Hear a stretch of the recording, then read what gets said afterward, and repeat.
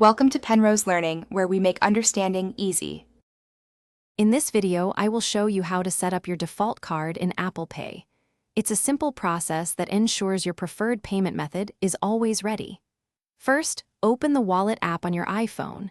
You'll see all your added cards there. Next, identify the card you want to make your default. This will be the card used automatically for most transactions, saving you time and effort.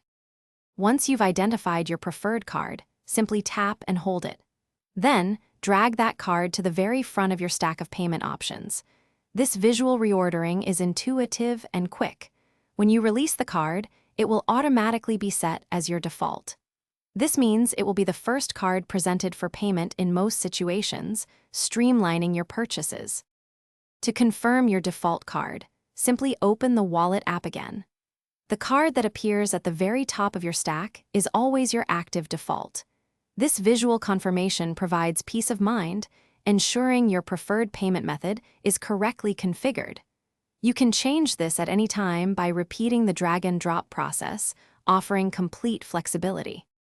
With your default card set, using Apple Pay becomes even more seamless. When you double-click the side button on your iPhone, your default card will automatically appear, ready for payment. For Apple Watch, double-click the side button. While your default is primary, you can always swipe to choose another card during a transaction if you wish, giving you full control.